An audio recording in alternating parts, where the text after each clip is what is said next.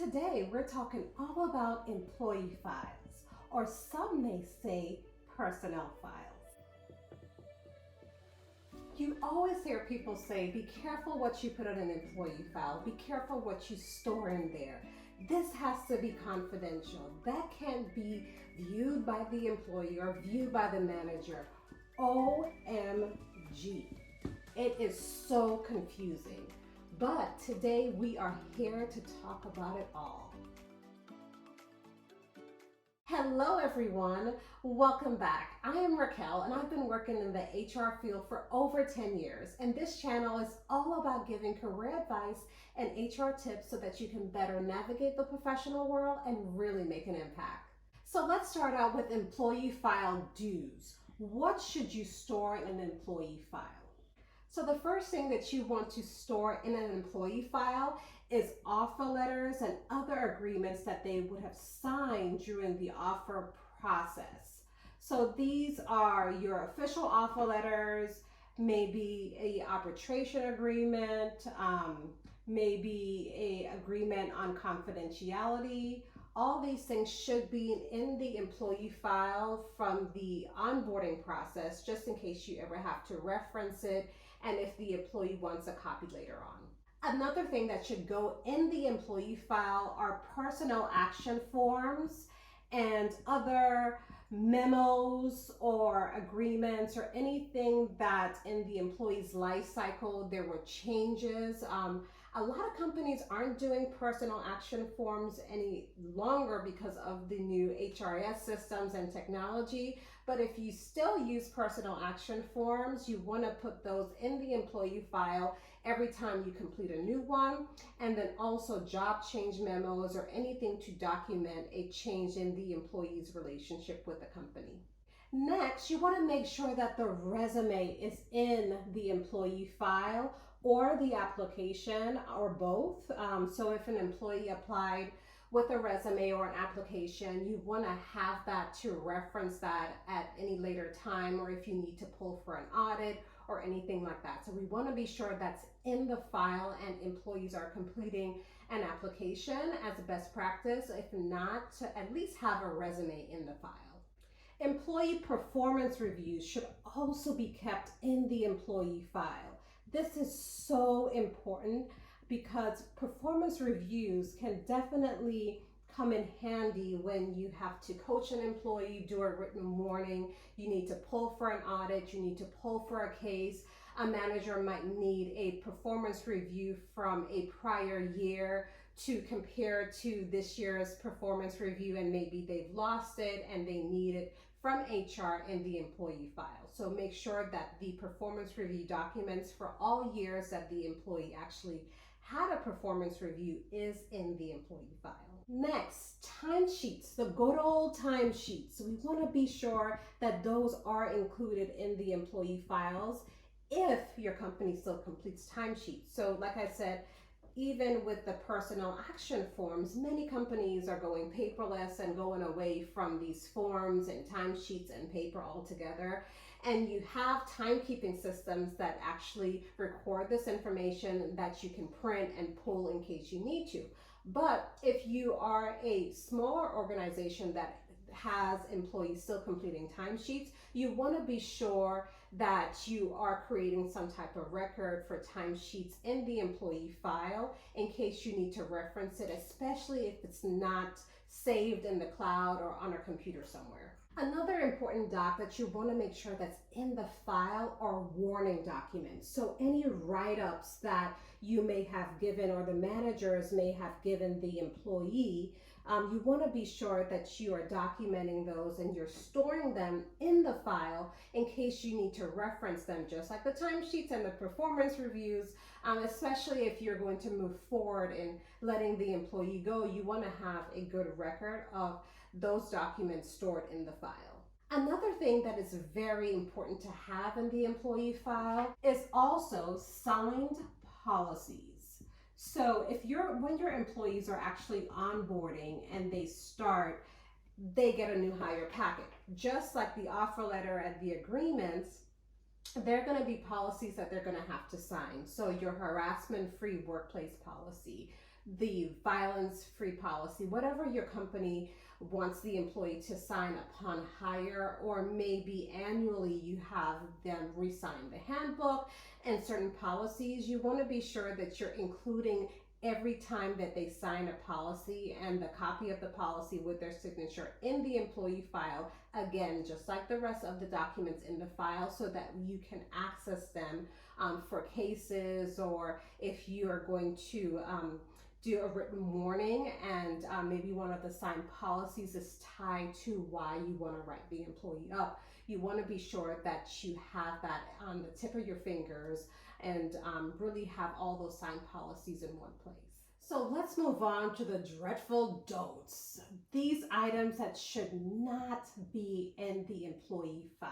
So when I say don'ts, these are items that really should not be in the general employee file that's accessible to the managers and to auditors and to other agencies that might come in and want to view the employee file, and we don't want them to have access to the employee's confidential file or their medical file. So the first thing that should not be in the general employee file is medical information.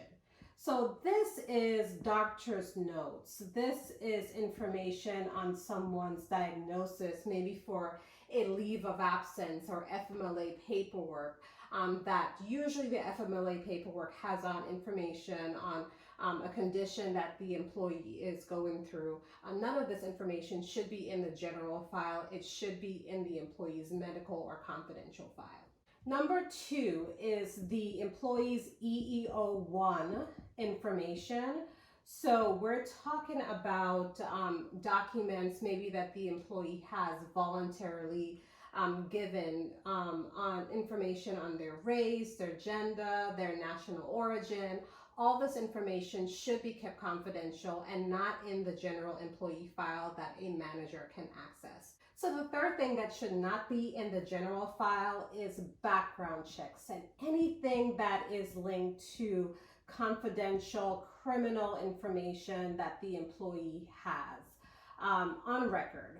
So this topic is near and dear to my heart because I actually run a background check program at my current company, my current role.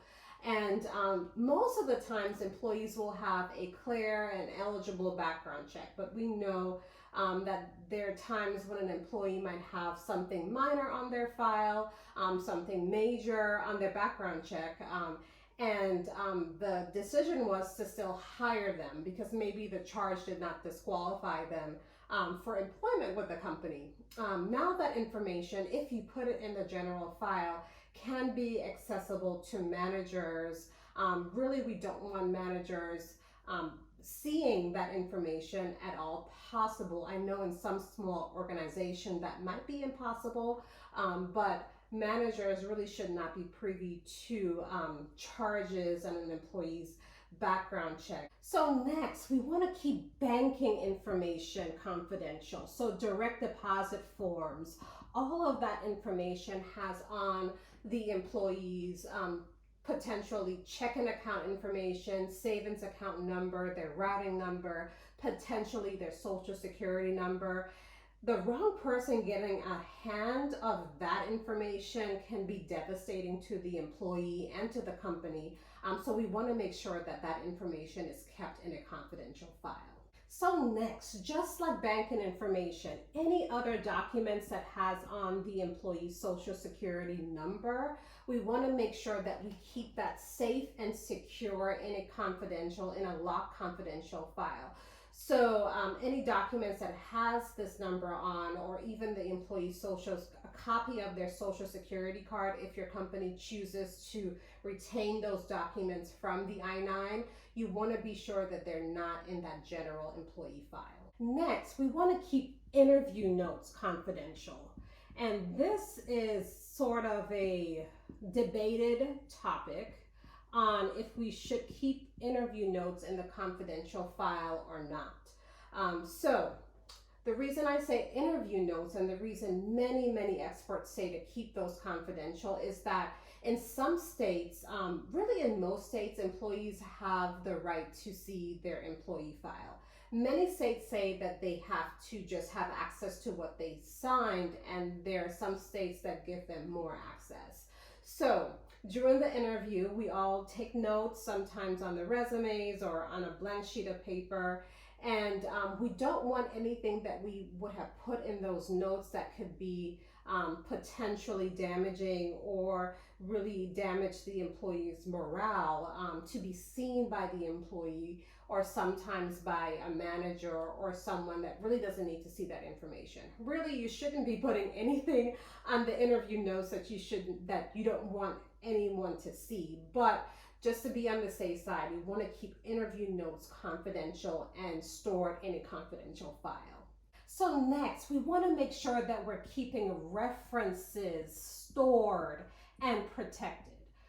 If your company normally checks references in the course of hiring employees, you're going to find out a lot of information from the reference about the employee that maybe that reference or that contact does not want you to share with the employee. So to be on the safe side, we want to put references in the confidential file. The general file is usually something that you show to the employee, and we really don't want them to see all the details of their references, just to keep that person's statement confidential that actually gave you the reference. So the last thing, and one of the biggest things that I see a lot of new HR folks or even managers at small organizations that are really trying to manage the HR function on their own. A big mistake that they make is keeping I-9s in the employee file. I-9s should be stored separately. They should not be in the employee file or really in the confidential file. They should be stored in a binder with the other I-9s from the other employees in the company. They should be stored by name and by date. I'll leave the I-9 topic for a later video because I can go on and on and on about I-9s and how we should store them. Now, this is not all the things that should not be stored in the employee file. There might be more, and if you're an HR professional watching this, you're probably thinking, okay, Raquel, I know of a couple more things that should not be in the employee file. But this gives you a good start on putting files together and looking at those do's and don'ts before you start making mistakes that are going to cost the company and yourself in the end. I hope you found this video helpful. If you did, comment in the comment box below. Let me know if there was something that you learned new today based on what should be in the employee file and what should not be. Also, before you leave, consider subscribing to my channel. I post weekly videos on HR topics and job search tips. So if you're interested, hit that subscribe button below. But until next time, I will see you guys in the next video. Bye-bye.